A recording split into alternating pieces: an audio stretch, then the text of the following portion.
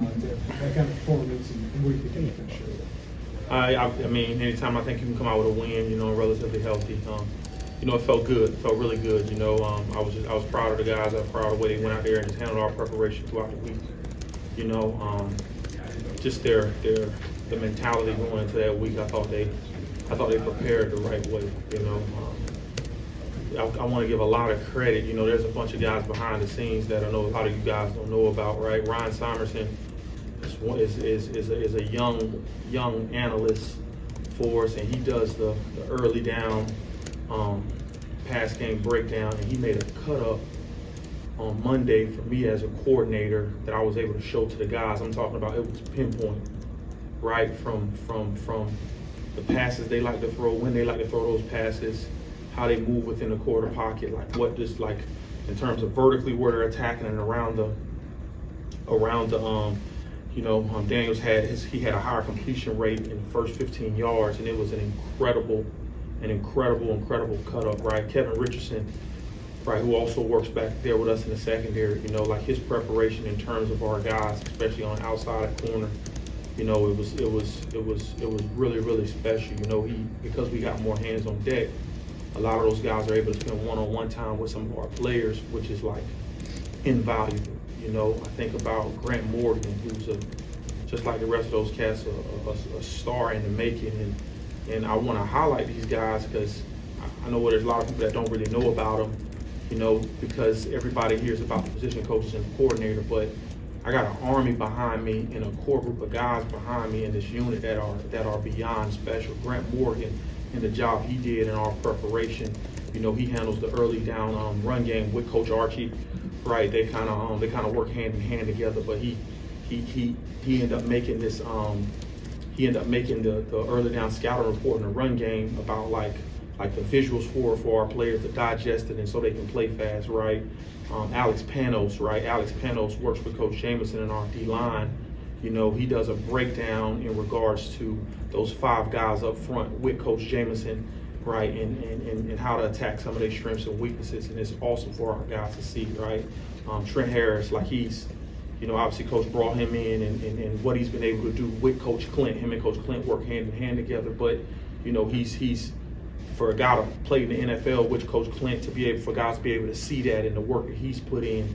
And then like to have Coach Myers Hendrickson, who's an offensive guy by trade, right, work with our look team quarterback and Trey Petty was absolutely incredible. About some of the same mannerisms, that Daniels had. Trey tried to emulate those. He had a cut up for Trey early in the week, so Trey can be spot on and pinpointing how he does things. And so when you go through all of that and you see the preparation, which I know like a lot of people don't see behind the scenes, and you see it like come to life, it's because we got a group of guys in that building who have truly bought in, right, from the coaching staff to the players, and the result of that, right, we happen to be on the winning side of it, which was exciting, but it was really like a build-up of events in regards to how those guys prepared that I was mostly excited about. Along those lines, you had a game plan that worked. Obviously, is that a confidence builder, not just for the staff, but for the players on the field when you work on something all week and it comes to fruition? No, I don't know if I would say it's a confidence builder, but I would probably more so venture to say it's I guess when you can show players.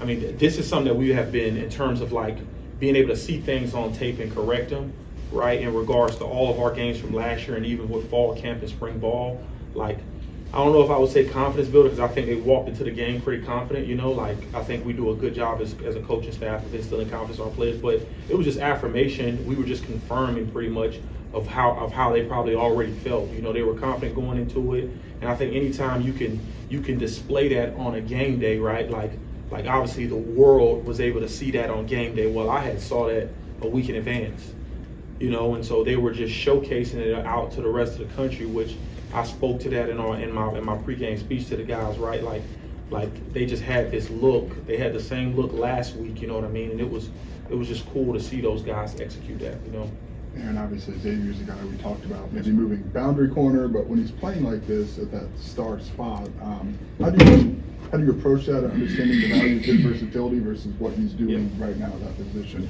This is my recruiting pitch right here, right? So, you know, oftentimes you hear people say corner, nickel, right? Safety, boundary free, right?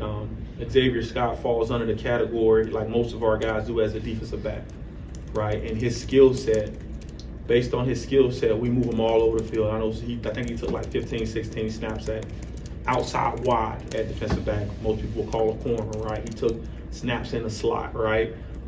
We had a couple of plays for him to take snaps in the middle of the field. We didn't get to those, right? And so we're just trying to maximize. Coach always talks about this: maximize players, maximize their talent, their skill level, you know. And so we knew that that Grimm was one of their best receivers, and Xavier for the most time was tasked to follow him for the majority of the game. And so it just happened to fall into that category, and he was in the slot, and he could have easily been lined up at one, and he probably would have still followed him. And so it was good to see the game he had. You know, I was kind of upset at him at the end of the game because he had some opportunities that he missed that we really could have capitalized on, right? That the untrained eye probably didn't see it, right? When I say upset, like not yelling at him or nothing, but just like really special players, right? The Kobe Bryants of the world, LeBron James of the world, they develop this killer instinct and they're not satisfied when success shows up, right? And so we had a long conversation yesterday about how to handle it, because in regards to this country, in regards to, I love you guys, but in regards to the media, everybody's about to pat these guys on the back here, right? And this next game that we're about to walk into, most people would label it as a trap game, right? And if you come in sleepwalking, the team that we're about to play is a really, really, really talented team. All right, we have been having this conversation since the end of spring ball, right? Like it's so easy when you're at the bottom of the mountain to always be hungry and climb, right? But as you slowly start to get to a level and a height of that mountain that most people may deem as successful, right? Like, how do you keep that hunger? You know, how do you sustain that hunger? And we have a lot of real conversations in our meeting room, and you know, I just tried to speak to the defense yesterday in regards to, right, being able to handle success, right? And the society we live in, we don't do a good job at it holistically, right? There is a reason why the suicidal rate at a national level has skyrocketed, right? People start to encounter success, and with success comes things that young people, it's really, really hard for them to handle, right? Now, obviously, that's an extreme, you know what I'm saying? And so my job is to keep them humble. My job is to make sure that as coaches, we focus on the task at hand, but not to get off your point, right? Like, Xavier did play a really good game, right? We had a couple of guys that played a really good game, and he made some plays to the untrained eye. That interception he had wasn't even his best play. It was the play before when he beat a double team and he made a tackle out of bounds that I thought was showing his skill level. On Thursday, Xavier didn't have a good practice, and not having a good segment of practice. And I got into him, right? I got into him in front of his teammates. I challenged him in front of his teammates. And what I love about that kid is he's coachable. He didn't say nothing. He looked me dead in my face and said, "Yes, sir." You know, like when you have that kind of young man who can look you in your face, right? And I can coach him really hard, because that's the kind of coaching that he came from in high school, right? Like, I can coach him extremely, extremely hard, and I challenged him in front of the whole defense, all right? Because he had done some things in the course of that segment of practice that I didn't like, and that was uncharacteristic of his skill set. And he didn't say nothing. He just said, "Yes, sir." He took the coaching. Right, he took the coaching for that segment, made a correction, and to see him go out there and do what he did, that's just a testament to who that young man is. And again, like, there's a lot of things in regards to things that happen behind the scenes that I'm just so happy that you guys were able to see. I mean, we knew it was coming as coaches. I was just excited for that young man tonight. Yeah. Central Michigan, they didn't put their best foot forward last week, obviously, with a bunch of turnovers. Are they a little better offensively than what they've shown so far, you think? Absolutely, right? Give credit to the team that they were playing. You know, like, the cool thing about college football is one thing that the portal has done is neutralized everybody, right? And I spoke to our defense even a couple of days before the game, right? Because we have 45 brand new players within the framework of our team, you know, any given week you can lose, or win, right? And so the reality of it is now, like, the last team they played in FIU, yeah, they probably didn't play as well as they wanted to. But I don't look at that, right? Watching it as a coordinator, I'm looking at it as, well, what if that dude had caught that ball, right? Because they had some dudes open, right? Well, what if the quarterback would have took this progression instead of that? Right? You're talking about a completely different ball game, and they are a lot better on tape, right, than what is being displayed. They are a really talented team. Obviously, the head coach has coached at some pretty powerful schools. They beat some pretty good opponents historically. You know, they've been in some dog fights. You know, I had a chance to watch them versus Notre Dame. I think it was a couple years ago or last year, and it was a good game. You know, so they got really talented players across the board, and the reality of it is, because of the portal, right? Like, it's no longer just about skill set, right? It's no longer just about, let's just find good talent and bring it. No, it's how fast can you get a group of young men to play together? How quickly can you get a group of young men to play together and to believe in what you're trying to teach them, right? Because the faster team that can connect together, right, or the fastest position group or the fastest side of the ball that can connect together, right, as fast as they can connect, I think, and it has nothing to do with talent, right? Talent helps, but if you can connect pretty fast, you got a chance. And so they're going to walk into the stadium, right? They're probably going to see, right, a couple of years ago, UTSA.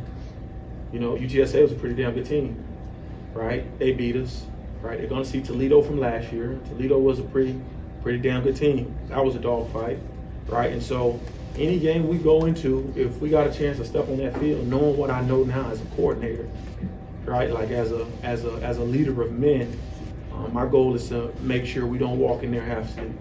Is there a timeline, So or your I last mean, one here. is there an update on Terrence Brooks? How has he been practicing, and is there any update on? Yeah, he's been practicing awesome. I think the reality of it is, you know, like, just to give you guys some perspective, our goal as coaches is to not play our best players. You know, you probably saw Torrey Cox and Caleb Patterson out there majority of the game. All right, well, there is a build-up throughout the course of the week that have allotted those players that opportunity. Okay, I don't really care about stars or where a player has come from or how many games he started. I just watch them practice every single day. I watch how they operate. I watch how they conduct themselves, and I watch how they fit in the scheme in which we're trying to have every single day. Right? Coach talks about tough, smart, and dependable. Right? Tough, smart, and dependable. And so, just one thing I want to continue to hit on. Right? Like we are going to play our best players. Right? We are going to play the best players that give us the best opportunity every single day to win. Right? I know it's you guys' job to inquire about who are your best players, but I would just challenge you, right? When you watch the game, when you watch us play, all right, and you see and you look out there, well, why isn't this guy playing? I would just challenge you to ask, well, is he their best player? All right, because I can promise you, Coach Henry does not go to sleep at night saying, I'm going to try to find a way to screw this cat because I think he's our best player. Right, and so I hope that kind of answered your question a little bit, but we just feel like at the position that he's at, you know, we got some really good battles there, right? Maybe he'll have an opportunity to play more this week. I don't know, right? I try to make practice harder than games, you know, and how practice goes, we'll see, right? We will see. It's a good problem to have though, because I didn't have this problem last year. Right, I was trying to figure out who was going to play where, and so he's practicing hard. Though I will say that he's practicing hard. Okay, thank you, Coach.